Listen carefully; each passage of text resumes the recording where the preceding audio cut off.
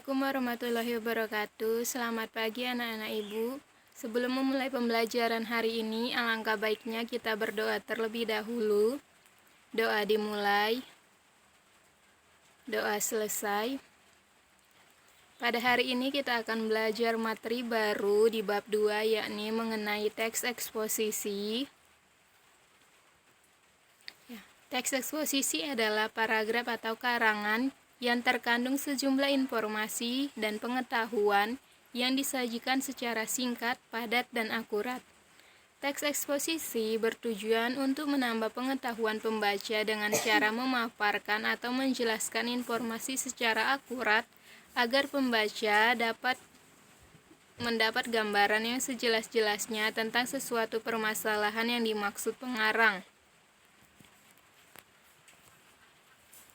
Kata eksposisi sendiri diambil dari bahasa Inggris, yakni exposition, yang berarti membuka atau memulai.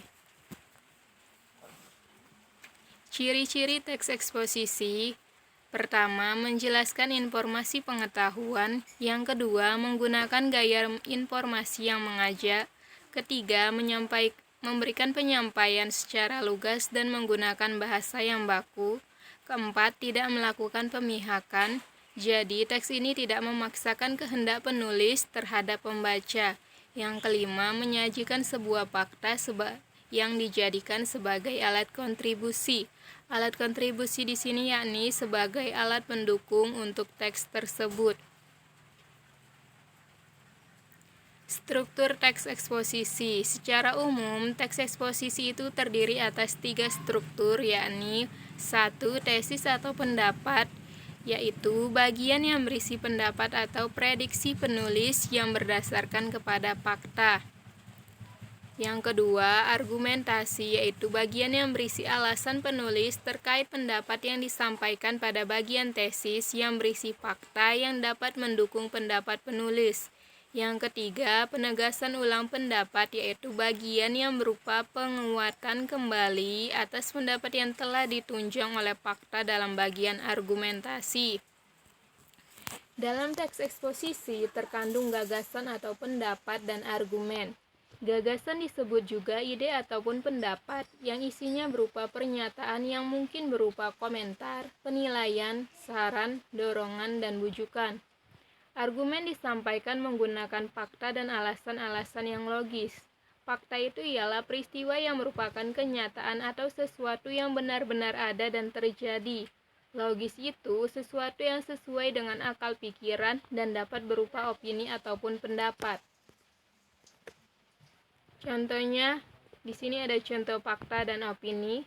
Contoh faktanya, pada tahun 2005 sampai 2006 tercatat telah terjadi 330 bencana banjir, 69 bencana tanah longsor, 7 bencana gunung berapi, 241 gempa bumi, dan 13 bencana tsunami. Opininya, bencana lain yang menimbulkan jumlah korban banyak terjadi karena praktik pembangunan yang dilakukan tanpa memperhatikan potensi bencana. Jadi kalau fakta itu dia sesuai dengan data yang ada, dan opini itu di sini itu pendapat dari penulisnya. Mengembangkan isi teks eksposisi. Yang pertama itu melengkapi tesis dengan argumen yang mendukung.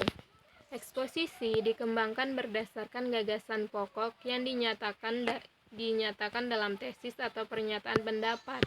Untuk memperkuat pendapat tersebut digunakan argumen-argumen yang merupakan gagasan penjelas. Contoh gagasan pokok dan gagasan penjelas. Di sini gagasan pokoknya, bumi ini sedang menghadapi berbagai masalah lingkungan yang serius. Gagasan penjelasnya di sini, 6 masalah lingkungan yang utama tersebut adalah ledakan jumlah penduduk, penipisan sumber daya alam, perubahan iklim global, kepunahan tumbuhan dan hewan, kerusakan habitat alam, serta peningkatan polusi dan kemiskinan.